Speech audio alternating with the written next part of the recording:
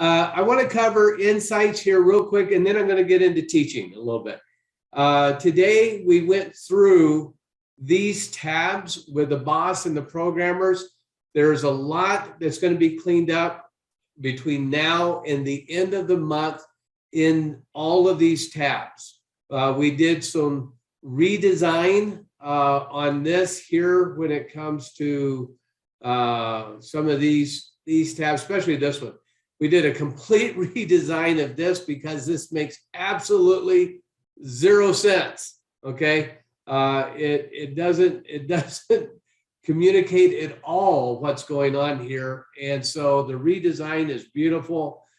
This will be redesigned. This will be redesigned a little bit to articulate really what I'm trying to get people to understand. So when that redesign is done, I will go through this indicator and really explain what all of this means. But this is completely off and not at all trying to get you guys to see what I want you to see when you're looking at these two things. So I'm excited about the redesign. I'm excited about what it will look like. And most important, I'm really excited about how instantaneous the information is going to be when you come to this page and what I'm trying to get you to understand about the token that you're looking at. And we'll go through that in detail.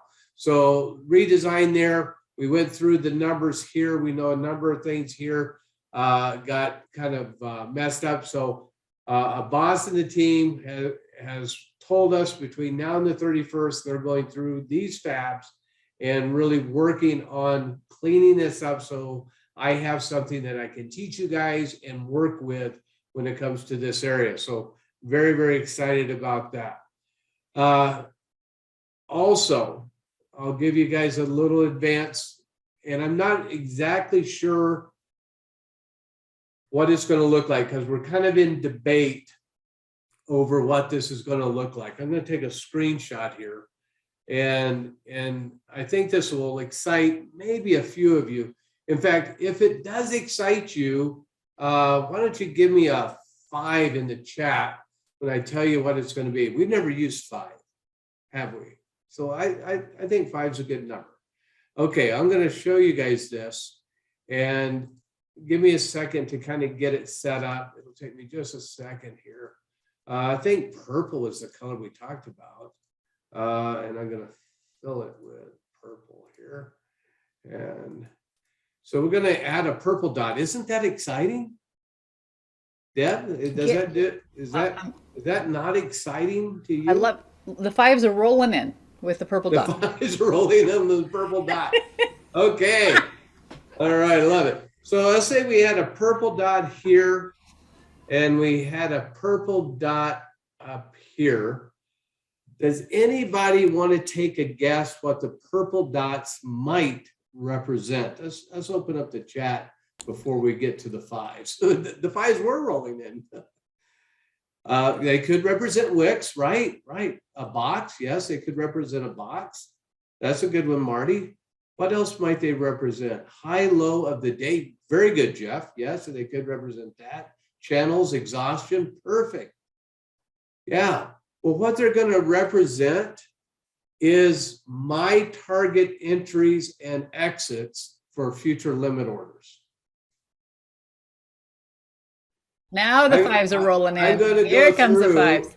And the coins that we're trading, I'm going to put different limit orders in, and I'm going to show on the chart where I'm targeting those limit orders, my entries and targeted exits for those coins, okay? And I'm excited about this because it's a way that I can really teach you guys to see things like the way I see them.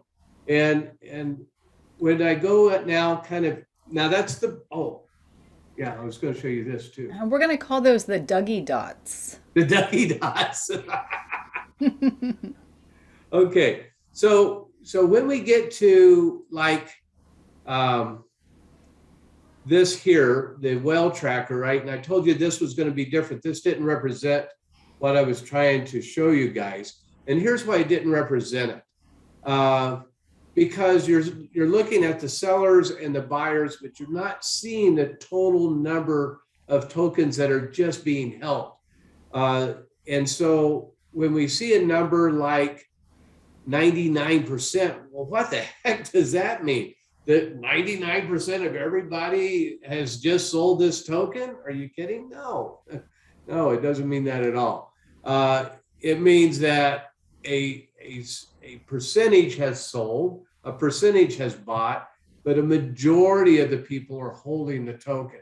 And when I can show you guys here, these will be the buyers and sellers that aren't whales. They don't qualify as a whale, but they're the buyers and sellers, and we'll show this in this representation.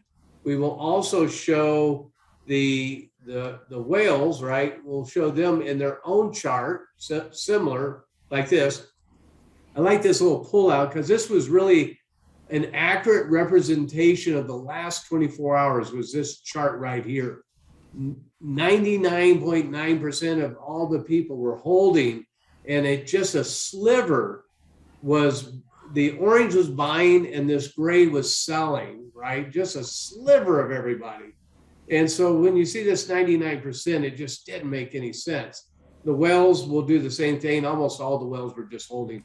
I just created this kind of chart for the programmers so that they can see. And I want to see them the same, but I want us to instantly be able to look at this page and go, okay, are they buying or are they selling, right? And if I saw an example of a huge sell-off by the general people and a huge sell-off by the whales, and I'm in that token, whatever that token is, right? We would want to sell and get out also. So it's a way that we can pay attention to really what's going on and have a really quick view of the last 24 hours and the last 7 days. And so that's being reworked. I'm very, very excited about that. And I think it'll be much easier for everybody. All right, so you got the Dougie Dots, according to Deb. I don't know about that yet. We'll take votes on that. All right, we'll give everybody a vote on what we call those dots.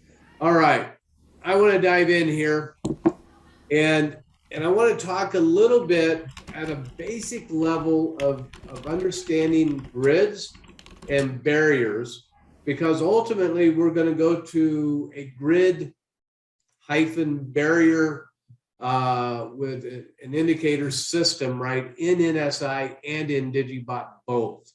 I'll talk first about a grid, okay?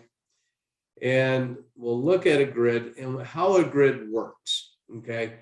On the most basic level, anytime the market is coming down and it hits a grid line, it will buy a trade, comes down, hits the next grid line, buys a trade, comes down, hits the next grid line, buys a trade, and misses this one. And this will happen, right?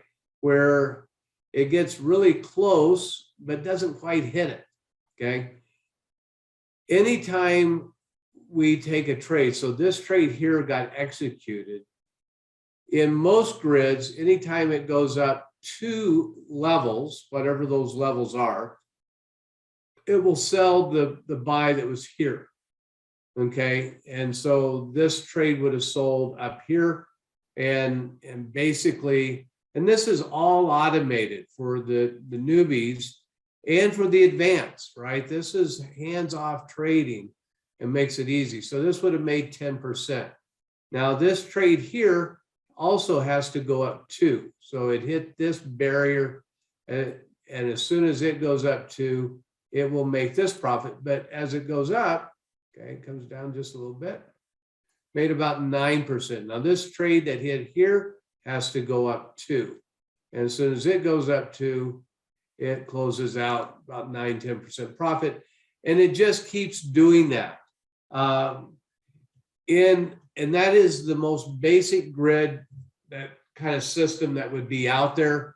There's really no additional money management. There's no nothing there. ultimately our grid will have cost averaging and a lot of money management when we develop our grid, but I'm just beginning to teach the concept of a grid, right? So you understand it. So this trade here that hit this line would have then closed out there. So you have a lot of trades that are getting taken, and especially when the market is what's called ranging, it's going up and down within a certain cycle, these become extremely profitable, right?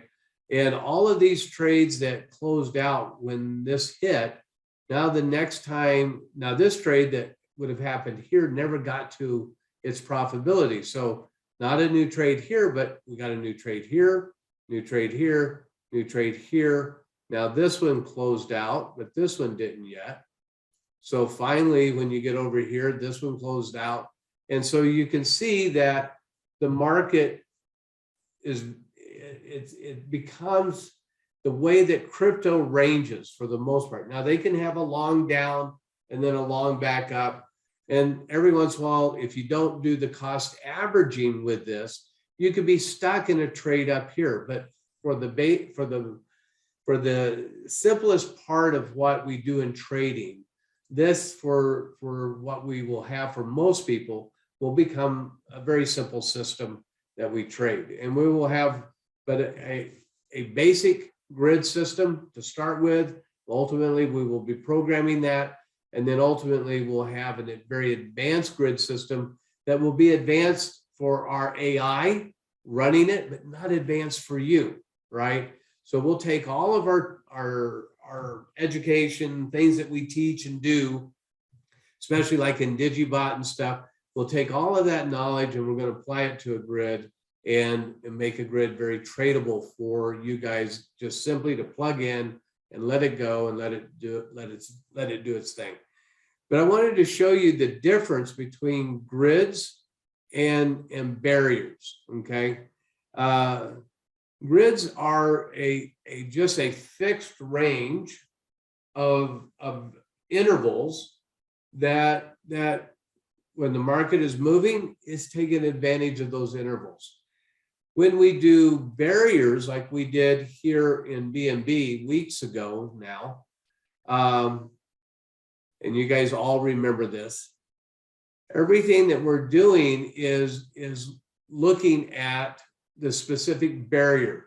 So when I do the dots, and the reason I'm going through this, when I do the dots and I'm trading the dots, and you can choose to trade, above or below the dot, and we'll talk about, ways to kind of figure out the market and how to do those things as we go forward. I will be using predominantly barriers, right? I'll be looking at barriers, and I'll be picking barriers for exits and so on, and barriers for entries, and that's what I'll be doing. I will also teach how to refine those entries if you wanted to refine those in real time. So you can take what I'm looking at and what I'm doing and tweak it, right? Make it your own, learn how to see the market as we get educated and we move forward. One of the ways to do that, let's say I set a trade on a barrier. One of the ways to do that, especially, well, for anybody, I think it works great for novice and new traders, and I think it works great for advanced traders, is I'm going to come over here and we're going to look at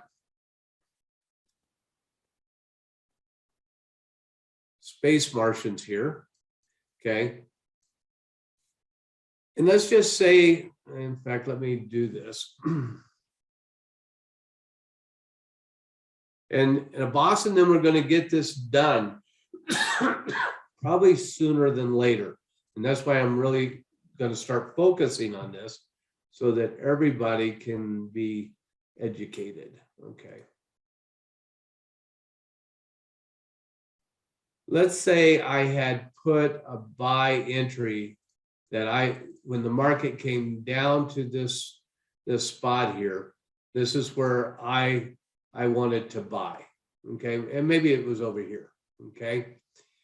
And obviously the market came to this spot but is it the right time to buy? And if you're looking at this in real time, and I'm saying I'm looking at this area for a buy, right? Ways that you can refine this. Now we're looking at the Hakanashi candles, okay? And we talked about looking at volume and stuff last night on the other charts, but I want to simplify it. Let's say we don't understand volume. We don't understand the market. You know, we understand that I can see the red candles are coming down. I might not even know they're candles yet, right? But I see these red things going down and these kind of green things going up. And I want to kind of follow along and take a trade and not know a whole lot. So how do I do that?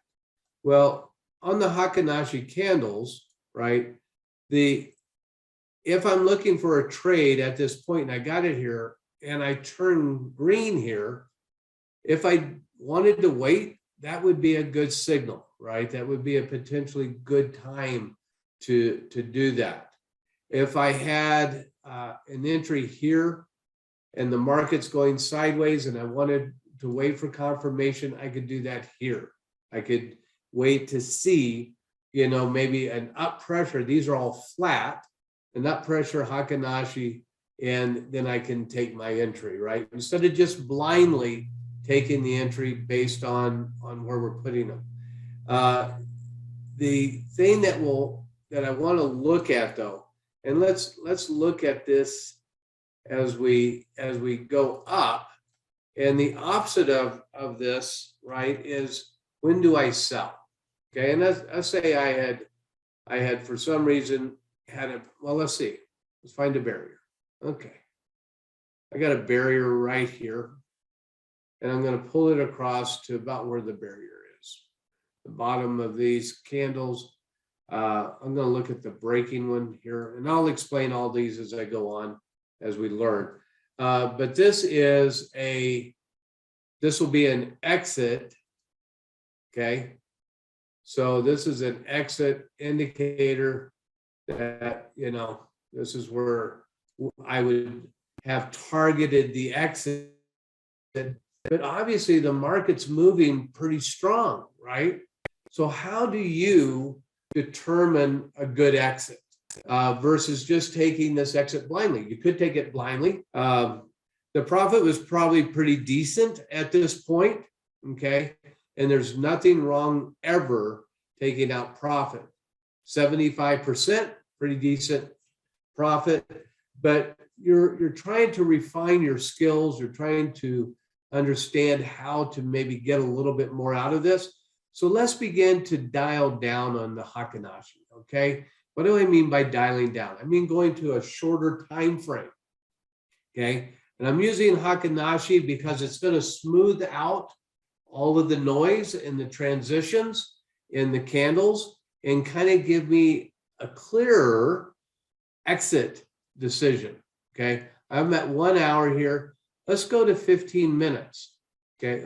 Before we do that, I'm going to put a line on this chart right here, okay? And let's go to 15 minutes. Let's go back and find that line. Oh, wow, look at it. I still have all green candles all the way up to here.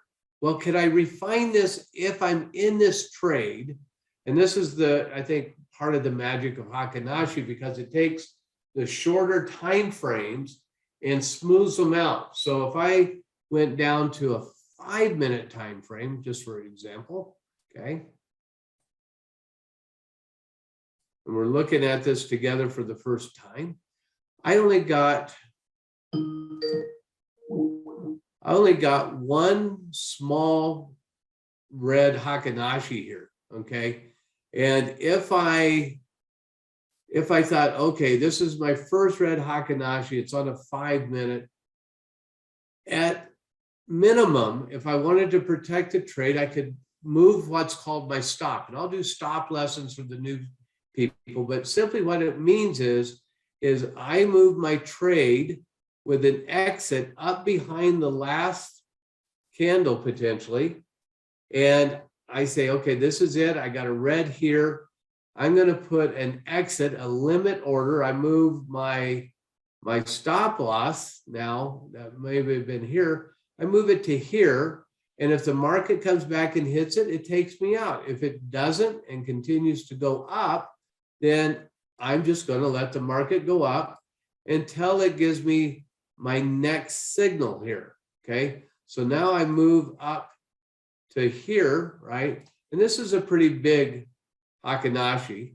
I could move my stop up to here. And as soon as it hits this line, I'm out. There's other more advanced stuff I could do to maybe milk a little bit more out of this. But remember, don't want to be greedy. I just want to be profitable. And everybody goes, oh, no, I want to be greedy. Now, greedy, remember, hogs get slaughtered. So you don't want to be greedy. You want to just be wise and profitable. We got in somewhere down here, I think, when we hit this line. No, we got in deeper than. Oh, there we are. There's our entry way down here. Okay, there's our entry. Up 114% just by following the market, looking at where we wanted to get out, but looking at the power of the market and saying, is this really a good exit? 79% is what it was. That's a great exit. Okay. But if I have another way to follow the market and I don't understand everything else that's going on, the only thing I have to do is follow green candles up, red candles down, and learn to move my stop or my limit order, learn to move it when the market tells me it's time to move it up. And ultimately, right, this will all do this automatic. So when we get back into the grids, right, instead of just taking exits at those grid lines, is the market saying that it has more power, that it really wants to go up? Well, why don't we not exit at that grid line, maybe move our stop up below that grid line, like I showed you here, and then let this thing run until we get the exit. So when we design these things, guys, we design a lot of the basics in there, but we design a lot of advanced techniques also to try to really optimize the returns when we look at this. But for the beginners, the novice, new traders, the thing that I really want you to understand is that you don't have to know a whole lot to do this manually. Again, you have to be up long hours potentially, and that's why we automate everything. But if for some reason you're following this along and you want to learn how to trade, this becomes a very simple system for you to be able to get more out of the market than not. Now, let's go over to the current market because we still have people that are trading this, right? Now I'm going to go a little bit deeper again, okay? Just like we said the other day, I don't have a whole lot of buy volume coming in yet on this, right? Really need to see a Hakanashi on at least maybe a 15-minute here. Nice high volume, got some body to it like these did. If I'm going to get back in the trade, I'd love to see that. And then we'll probably take another push. And I would follow that push just like this right here, okay? But right now, the market's not saying anything to us, right? It's kind of stagnant. We always have to wait for that information to come in, okay? So if I had one of these big, nice Hakanashi candles come in, and then if you're going to use volume along with this, now again, I'm going to go back to a little bit more advanced, not beginner here. Well, it could still be kind of novice, intermediate. Here's the difference. I have these green Hakanashis coming in, but they're not very big volume. Here is a green Hakanashi, not a big body, but high volume. Look at that. It becomes the perfect trade, the perfect pullback. Nice Hakanashi. If I missed that one, got another high volume Hakanashi, pulls back to that, holds that area, and another high volume Hakanashi.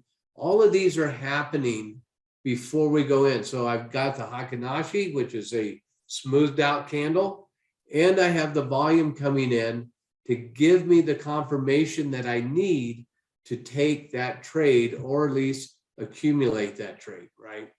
And the reverse of that over here is I'm not seeing any of that right now. Okay, so I don't have to guess. What is the market going to do? I don't have to guess. All I have to do is wait. My job is to wait for that information to be told to me, right? Right now, it's not telling me to do anything. If I'm wanting to take a trade, it's not clear whether it wants to go up or down from here. The last volume I had was kind of a very high volume down, not super high, but higher than most, which is a signal, like I taught last night, a potential signal of exhaustion. The wick on the bottom side and Hakanashi is different. I'll teach that sometime. I don't want to confuse you guys. It's different than normal candles. But right now, this is high volume down, and I'm not seeing the buy volume come in. So I would be on hold for a little bit until I saw that come in. And if I wanted to trade this, and I still believed in the token, then that would be my signal to get in and trade, okay? Not as simple as it gets in terms of being able to follow the market and trade with the trend, is try to follow those Hakanashi candles in that way.